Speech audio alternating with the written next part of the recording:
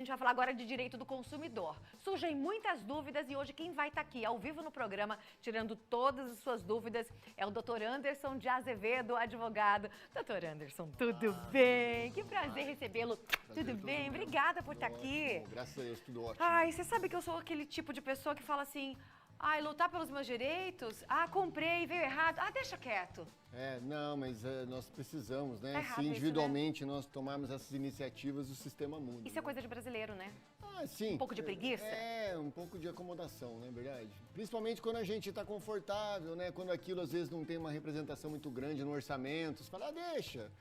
Mas é de pouquinho em pouquinho que a galinha É meio enche que o papo, cultural, viu, gente? E a gente não tem que deixar, não. A gente tem que lutar pelos nossos direitos. E cada vez mais estão surgindo muitos mecanismos para isso, viu, Sara? Não é? Pela internet. Cada vez mais está ficando fácil da gente reclamar, da gente acionar os sistemas. A gente vai falar bastante sobre isso esse ano. Você tem dúvidas sobre seus direitos, direito do consumidor? Manda um WhatsApp para mim, 43 999520380. Eu quero saber qual é a sua dúvida. E já tem dúvida de telespectador? Coloca aí na tela para a gente poder perguntar para o Dr. Anderson.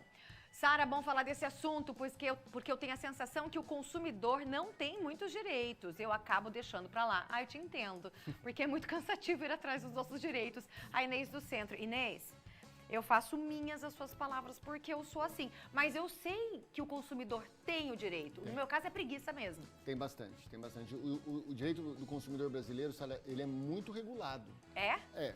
O Brasil, assim, tem um modelo de direito bastante interventivo. O Brasil regula bastante as relações privadas. E o direito do consumidor brasileiro, inclusive, ele é previsto na Constituição. E a partir da Constituição, Código de Defesa do Consumidor, um monte de regulamento dessas agências reguladoras, ANAC, ANEEL, Anatel. Então, há bastante regulação, sim.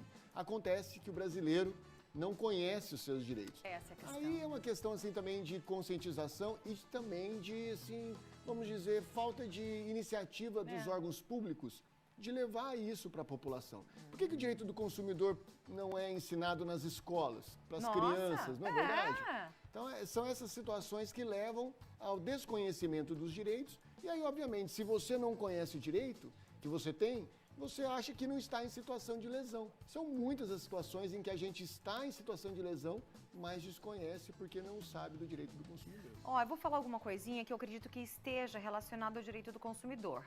Hoje nós estamos comemorando, dia 31 de maio, Dia Mundial Sem o Tabaco. Há muitos anos atrás, quando você assistia um comercial na televisão, você via cavalos correndo e aqueles caras countries mais maravilhosos do mundo, sarados, esportistas e com cigarrão. Exatamente. Isso parece o quê? Você fuma, você tem liberdade. Você fuma, você fica lindo, parecendo um galã de cinema.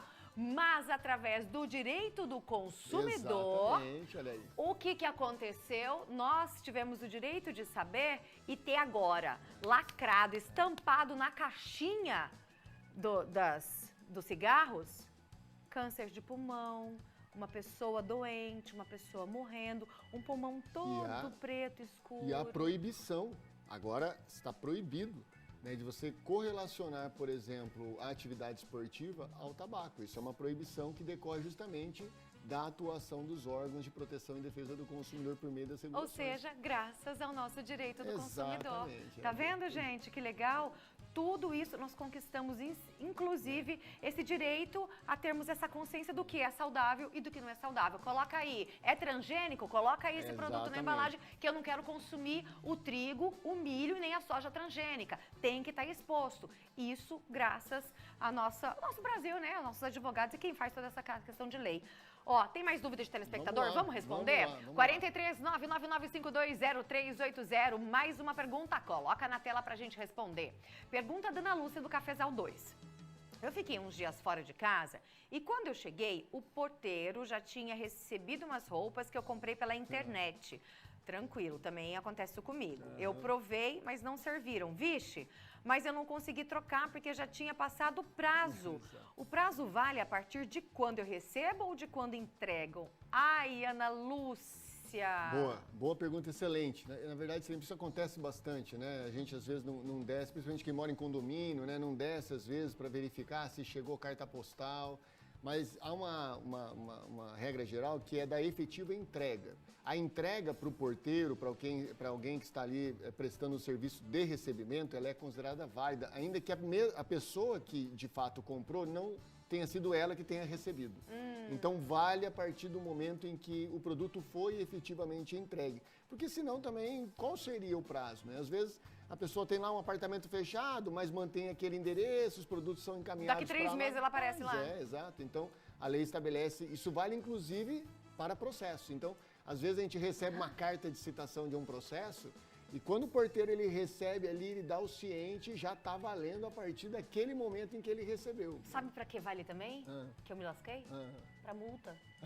Olha aí.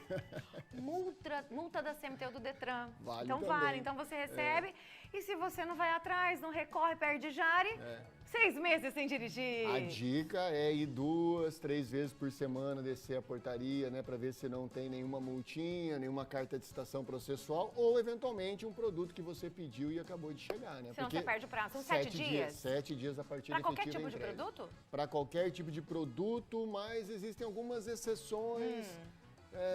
Essas compras pela internet, elas precisam ser consideradas também à luz da realidade. Tá. Nós temos as situações, por exemplo, que são relativas a produtos, como, por exemplo, produtos perecíveis comprados por iFood, por aplicativos, né? Eu posso me arrepender, assim? Tem uma pergunta sobre isso. Vamos ver. Coloca aí. Vamos lá. Responde a pergunta de telespectador. Pergunta da Lucília do Jardim São Fernando. Direito do consumidor vale também para compras em aplicativos de entrega de comida. Eu posso devolver uma comida que não chegou do meu agrado? De quem é a responsabilidade? Do aplicativo ou da loja? Para quem eu reclamo? Essa pergunta me foi feita em sala de aula esses dias. Eu estava falando sobre essas questões que envolvem prazo de devolução e me perguntaram justamente isso. Mas e os casos em que a gente pede pela internet a comida? Eu posso devolver a comida?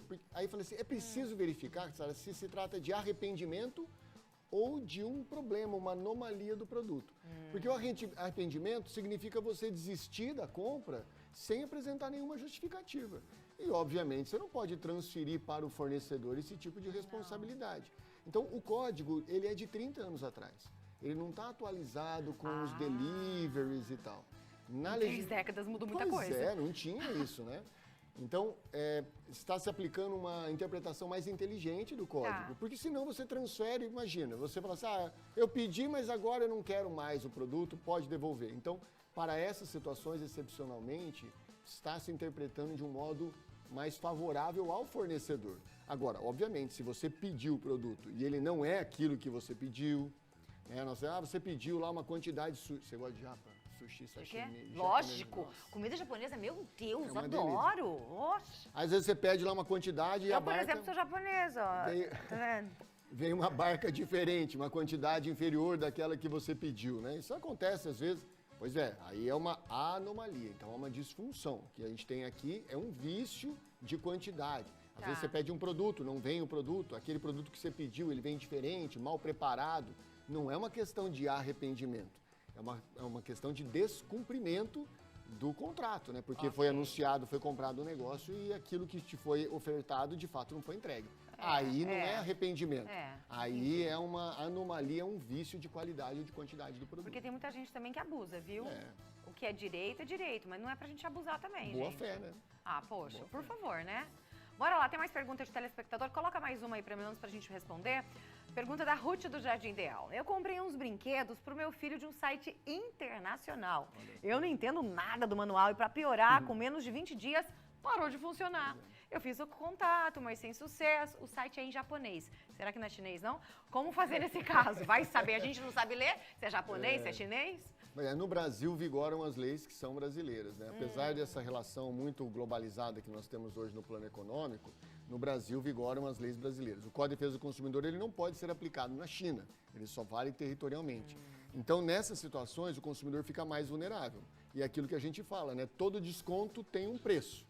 Se o valor é mais barato, se as condições são muito, muito mais favoráveis, é porque existe um risco aí vinculado.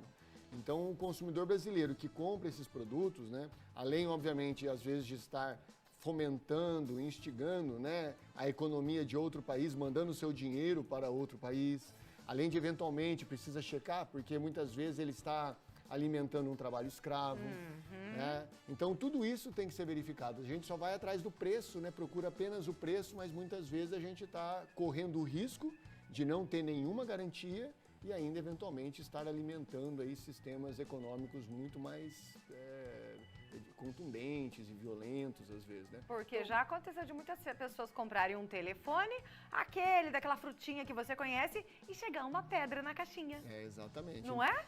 O risco é grande. Obviamente, se existe aí relações internacionais, acordos internacionais entre o Brasil e o país, né, aí isso pode ser resolvido, mas é exceção. Obrigada, tá? Foi um prazer. Eu que agradeço. Que delícia assistir uma aula sua, né? Deve ser gostoso, porque ele é animado, você fica assim, ó. Vamos é ver, interessante. Vamos ver se os alunos comentam Ah, isso. eu acho que sim. Não é um professor legal? Ah, maravilhoso. Ia adorar assistir uma aula sua. Maravilhoso.